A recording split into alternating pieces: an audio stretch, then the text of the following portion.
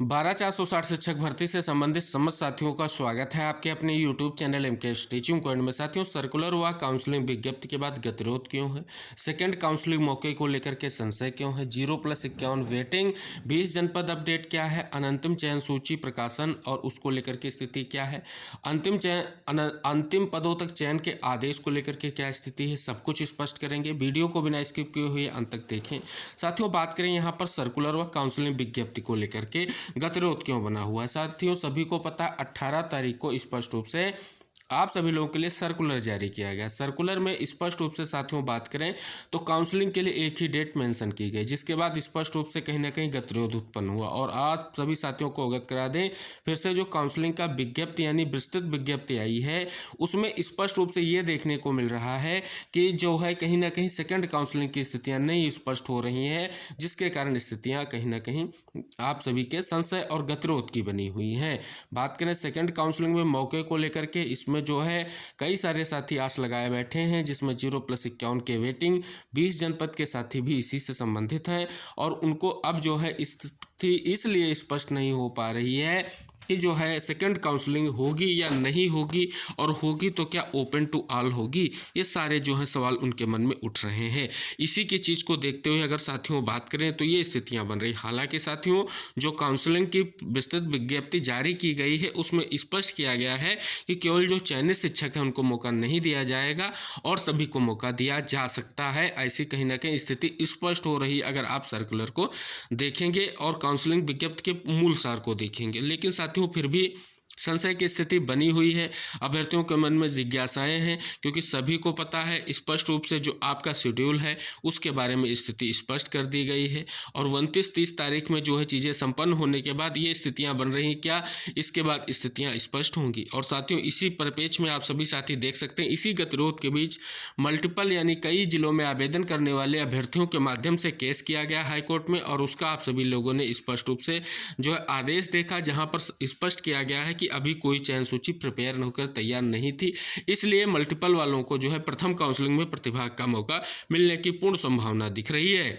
लेकिन यहाँ पर जो गतिरोध है वो 0+51 वेटिंग को लेकर के है कि क्या जो है यहाँ पर दोनों को चयन में मौका मिलेगा। हालांकि साथियों, जो आदेश है कोर्ट का उस पर अगर हम ध्यान दें तो स्पष्ट किया गया 6,470 पदों पर कॉमन मेरिट के साथ अंतिम पदों तक चयन किया जाए।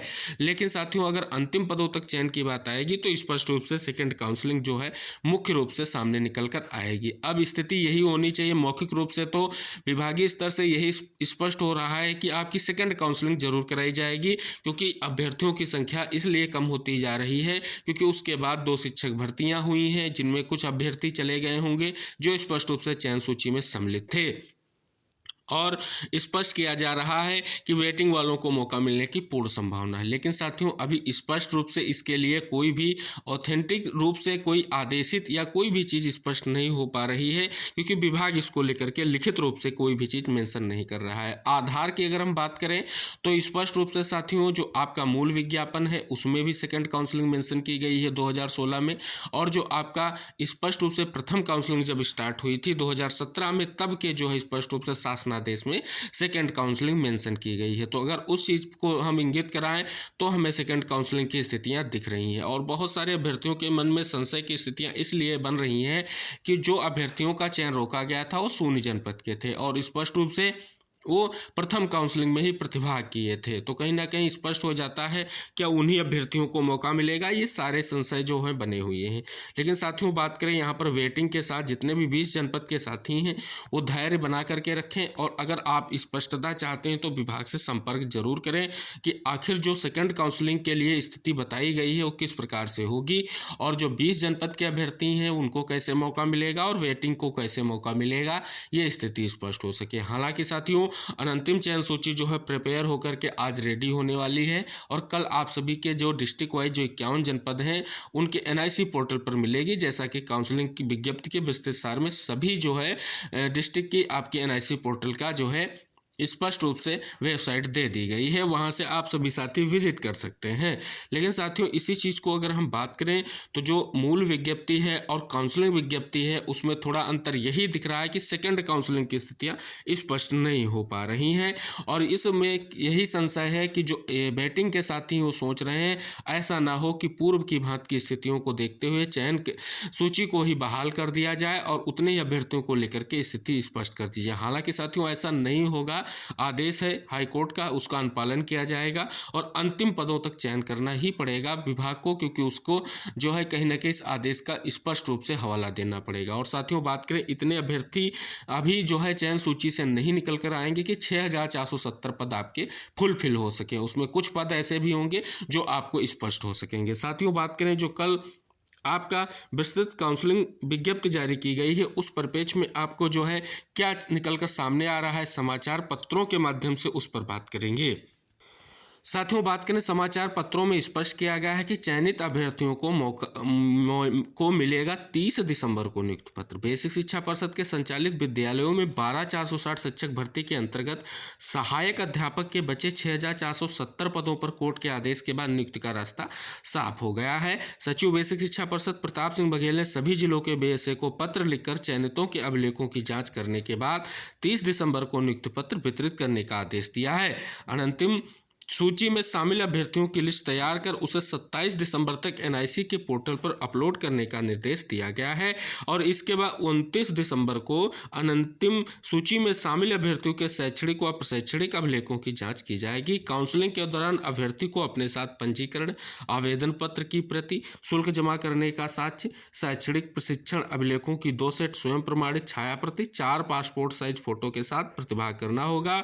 इसमें उनको शामिल नहीं किया जाएगा जिनका पूर्व में नियुक्ति पत्र दिया जा चुका है। तो स्पष्ट रूप से साथियों लिखा भी गया है कि जो नियुक्ति पत्र पा चुके हैं उनको है स्पष्ट रूप से प्रतिभाग नहीं कराया जाएगा और सभी के प्रतिभाग कराने की पूर्ण संभावना दिख रही है। लेकिन साथियों फिर से हम यही स्पष्ट करेंगे, फाइनल जो भी चीज़ें हैं वो आपके अंतिम चयन सूची प्रकाशन होने के बाद ही स्पष्ट हो सकेंगी कि आखिर किस प्रकार से ये चयन सूची प्रिपेयर की गई है। क्योंकि सभी साथियों को अवगत करा दें, जिला स्तरीय जो आपकी मदर लिस्ट है उसमें भी कई सारे गतिरोध देखने को मिले थे। जब आपकी भर्ती स्टार्ट हुई थी उसमें भी फर्जी नामों की स्थिति भी देखने को मिली थी। तो ये सारी चीज़ें अब जो है कहीं ना कहीं स्पष्ट की जाएंगी। कोर्ट का आदेश है, इसीलिए जो सभी साथियों को अवगत करा दें, वीडियो कॉन्फ्रेंसिंग के माध्यम से दिशा निर्देश दिए गए हैं और सूची तैयार करने को लेकर के अहम दिशा निर्देश दिए गए हैं, जैसा कि स्पष्ट हो रहा है।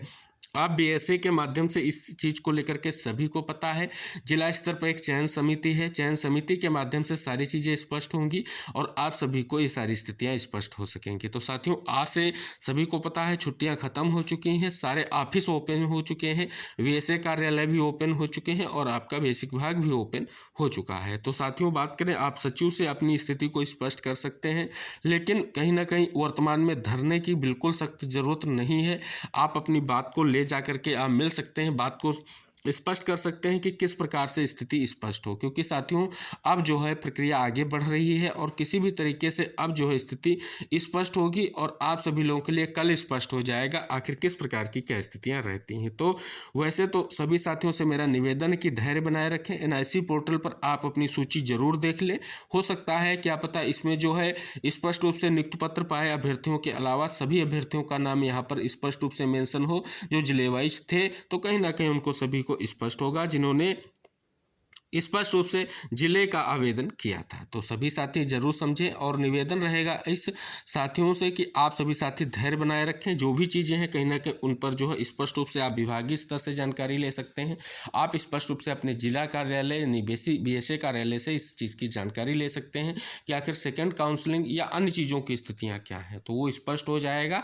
इसके अलावा किसी भी चीज़ को लेकर के आप सभी साथी बिल्कुल हताश ना हो, क्योंकि अब समय वो है कि भर्ती को पूर्ण करने का जो आदेश है उसको पूर्ण किया जाएगा और अंतिम पदों तक चयन होगा और अनंतिम चयन सूची बनेगी। 2 शब्दों को समझें, इसी के आधार से आपकी पूरी प्रक्रिया संपन्न होने जा रही है। तो साथियों इस सूचना के साथ मिलते हैं नेक्स्ट वीडियो में। जो भी अपडेट होगी आप सभी साथियों के लिए सूची से संबंधित होगी या आपके सेकंड काउंसलिंग से संबंधित होगी या कोई अन्य बातों को लेकर के स्थिति स्पष्ट हो रही होगी, तो हम आपको जरूर वीडियो के माध्यम से सूचित करेंगे। मिलते हैं नेक्स्ट वीडियो में, तब तक के लिए जय हिंद, टेक केयर, बाय बाय साथियों।